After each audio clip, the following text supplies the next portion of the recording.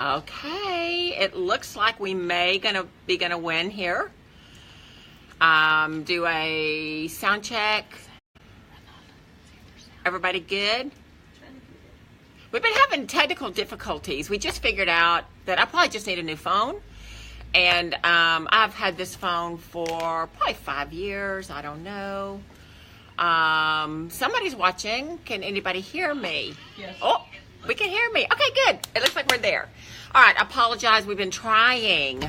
We have been trying for the last 10 minutes to get this up and going, and we've just been having irritation after irritation after irritation, so I apologize. But we are here, and we're going to talk about the thyroid and balancing the thyroid. So this is something that everybody is interested about, and there's so much conflicting opinions and conflicting things. So one thing that you need to know is that 80% of women are subclinical thyroid dysfunctional, okay? And what that means is, oh, Raquel, thanks for joining. Ronaldo, thanks for joining. I'm seeing people that are joining, so that's a cool thing. And Trina, thanks for joining. So anyway, so a lot of women will go and they'll have their blood work done, and the blood work shows that their thyroid panels are normal. And that's what we mean by subclinical. Now, one of the things that we're going to post when we get through with this video is we're going to post some information for you. And I'm going to post a YouTube. So remind me I need to post the YouTube. And then we're going to post a chart. And the chart is for the Barnes axillary temperature test. I know, easy for you to say. So we're going to talk about how you can find out if, in fact, you're having thyroid difficulties, even though your thyroid panel comes out good and your doctor says, no, everything is in line.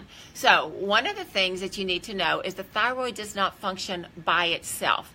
It functions in concert with all of your other endocrine glands. Hi, Jackie. Thanks for joining. And so what you want to do, what happens, I went to a seminar last year. It was given by a medical doctor who was an OBGYN.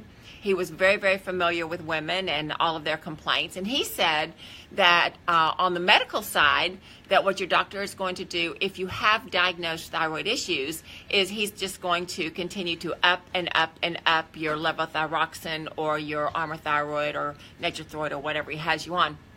And he doesn't look at the other endocrine glands. And so we on the naturopathic side have known this for a very long time, that you've got to work with the adrenals, you've got to work with the hypothalamus, you've got to work with the pituitary in order for you to be able to get everything in line. So I'm going to post a little YouTube. It's a 3-minute YouTube, and it talks about the adrenal, pituitary, and hypothalamus axis. There's another axis, which is the adrenal pituitary, it's the hypothalamus pituitary thyroid axis. So what you need to know is that if your adrenals are low, if your adrenals are stressed, then you're not going to be able to have good thyroid function. So what we do here in the clinic is we do a salivary adrenal test to see what's going on with your cortisol. Cortisol is produced by the adrenals.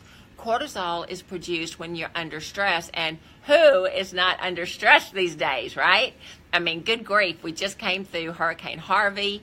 I just went through 10 minutes of trying to get this thing to work, and so stress is just like, yay. And anyway, cortisol over the long term will cause it'll suppress your thyroid hormone. If your thyroid hormone is suppressed, then your pituitary is going to tell you, it's going to secrete more TSH. TSH, the proper, on your blood work, the TSH, it's going to be between, I think the reference range is 0.4 to 4.25. I think that's the range. Optimal is under 250, right? So the more thyroid stimulating hormone you have, the less thyroid hormone you have, because it is the thyroid stimulating hormone. It's stimulating the T3, T4. So it's very confusing. It's very, very confusing. Now, there is a difference between hypothyroidism, a low thyroid, and Hashimoto's disease. Now, Hashimoto's disease is an autoimmune disease that can arise out of a chronic hypothyroid condition. So dealing with your thyroid is very, very difficult, and it's very touchy because you don't want to mess it up. If it is messed up, you want to get it unmessed up. And one of the ways that we do that is by seeing what's going on with our adrenal gland. Now, I'm going to tell you a test. This is how you can decide if your thyroid is not functioning properly. What you want to do, and I've got a paper and we're going to post this, but what you want is you want to have a shakedown thermometer, not a digital thermometer, a shakedown thermometer, and you're going to put it on your nightstand right next to your bed before you go to sleep. Now, as soon as you wake up in the morning, you're going to take that shakedown thermometer, make sure that the liquid, it used to be mercury, but it's not mercury anymore, but whatever it is, it might be red, it might be silver, whatever it is, shake it down and make sure it's in the bulb of the thermometer. And then you're going to take that thermometer and you're going to put it right in your armpit, right? No pajamas, no nightgown, just skin on skin. And you're going to do that, and you're going to record that for 5 to 7 days, okay? So if it is below normal rising temperature, which is 97.8 to 98.2 on 3 consecutive days, then you have definitive proof that you have a thyroid disorder. So we do thyroid manipulation much differently than your medical doctor will do it. And so when you go to your medical doctor, what they do is they give you the, like I say, levothyroxine, which is a synthetic, or they give you Armour Thyroid, or they give you Nature Thyroid, and those are glandulars. What is VKH? Not VKH. VKH? Did I say VKH? No. That's what she said. Oh, okay. What I said was the HPA axis or the HPT axis. So that's hypothalamus, thyroid, adrenal, or it's hypothalamus, pituitary. I got that all mixed up. Hypothalamus, pituitary, adrenal, HPA, or hypothalamus, pituitary, thyroid, HPT. Okay, no V and K in there, so I don't know. Raquel, you're going to have to help me out with that because I don't remember saying that. Anyway, if your morning temperature is below for 3 consecutive days, then you have a thyroid issue. So what we want to do is find out, why is that thyroid an issue? Is it because the adrenals are in adrenal fatigue? You're producing too much cortisol. Cortisol kills the thyroid hormone. It suppresses thyroid hormone. So I just want to read something. These are some symptoms: decreased metabolism, depression, high blood pressure, chronic fatigue, insomnia, migraines, acid reflux, tunnel vision, hostility, hunger, I think it's called hangry, right? Arthritis, and a low immune system, okay? All of that can be a symptom of low thyroid dysfunction, so you want to look at that. Stress triggers the adrenal hormone cortisol. Cortisol triggers the fight or flight response. Over time, cortisol lowers your thyroid hormone. If your thyroid hormones are not at the right level, then your thyroid is not going to do what it needs to do. Thyroid decreases TSH, lowering the thyroid hormone production. Cortisol also inhibits the conversion of T4 to active T3 and increases the conversion of T4 to reverse T3. Now, what all this means is if you're under stress, then your thyroid is not going to function right. So what do we do? Well, here in the clinic, we don't just give you glandular day after day after day, year after year. What we do is we recommend a glandular for 30 days, and then we recommend a thyroid nutrient, either iodine or kelp or bladderwrack, some kind of herb. Laminaria is a really good one for 60 days. So we want to feed the thyroid with glandular. We want to make sure that it's really clean, and normally we use bovine, lamb glandular. We do that for 30 days, and then for 60 days after that, then we'll give you some really good iodine support, because iodine feeds the thyroid.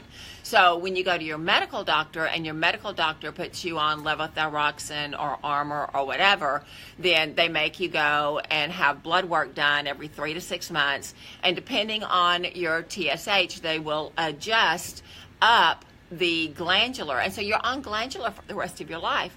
So if you're on glandular for all that time, then your thyroid quits working.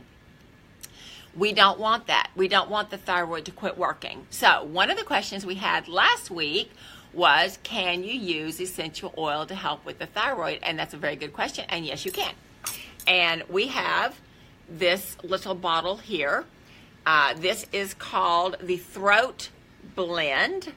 All right, your thyroid is right here. Okay, oh, we have a question. Can you say the name of the, oh, yes, it is Hashimoto's disease. Hashimoto's disease is an autoimmune disease of the thyroid, right? So this throat blend, you put it right here. This is where your thyroid is, right? Where your little V's, I don't know, can y'all see that? Here. Is it part of the VKH? There is no VKH. VKH is a rare, it's a rare, okay, well, what does it have to do with? Autoimmune. VKH is an autoimmune disease. Okay, we're just getting this. This is news as it happens. Breaking news, as they say. It affects pigmented cells and melanin. Oh, okay. VKH is melanin. Okay, anyway. If you have an autoimmune disease, right? It doesn't matter what you call it. An autoimmune disease just means that the immune system is confused. The immune system doesn't know what is self and what is outside of self, so it starts attacking the self. It can present in a lot of ways. Hashimoto's disease is one. Rheumatoid arthritis is one. Sjogren's disease is one. Fibromyalgia is one. Chronic fatigue syndrome is one. So you've got a lot of different names. It doesn't matter what we call it, because it's all the same source. So we get the immune system unconfused, and then we can move forward. So this, back to the essential oil, because that was the question. This particular oil, you rub on the throat. And like I said, you've got your collarbone here. So right in the depression in your collarbone, that's where your thyroid is. So you just rub it right here. This already is diluted in fractionated coconut oil. So it's very, very safe. It won't go rancid. This is a 10 milliliter bottle, I think. Yes, it is. And I don't know how much it is because it doesn't have a price on it. But that's what we use it for. Now, when your thyroid is out, let me tell you about your thyroid with what it does to your personality. So when your thyroid is balanced, hey Joy, thank you for joining. When your thyroid is balanced, we can speak freely, we can express ourselves, we can be who we are, we can be honest, and we can be congruent. Congruent means that you're saying the same thing all the time. So a lot of times what you do when you're all stressed is you'll say one thing, but you'll mean something else, or you'll say hateful words, but maybe you wanna express something else. And so there's that incongruency, some discordance there. So we don't want to have that. So your thyroid is very, very important. Now, again, the HPA axis shows that we've got a problem with the adrenal fight or flight negative feedback loop. Very complicated, but if you have that, what's going to happen in your body is that you're going to be suppressing your thyroid hormones. So here in the clinic, and this is a new service that we offer, we can do a salivary test to see what your cortisol is, if your cortisol is in the proper range. If it's not, then there's a problem. Now, this is really getting into some biochemistry, so I don't want anybody to freak out. but there is a hormone precursor called DHEA. DHEA helps the adrenal it helps a lot of things, not just the adrenal. It helps some other things as well. And it is necessary to be, there so your other hormones can be cleaved from that. When your cortisol is spiked, then cortisol robs all the DHEA, so you don't have any DHEA for the rest of your hormones, including your TSH. So what do we do with that? Well, we don't really work on the thyroid per se. We might want to supplement with DHEA so that you've got that pathway full so that your cortisol's not stealing it, so all of your other pathways get what they need. Like I say, it's very, very complicated. Working with the endocrine system is connected. They're all connected. They all work together, and they've got these signals that go back and forth, and you need to have the right enzymes, which means you need to have the right amino acids to make the enzymes, to make the hormones, so that your body works the way it needs to. So there is no easy answer. And the blood work that you get from your doctor is designed to show when you are in a diseased state.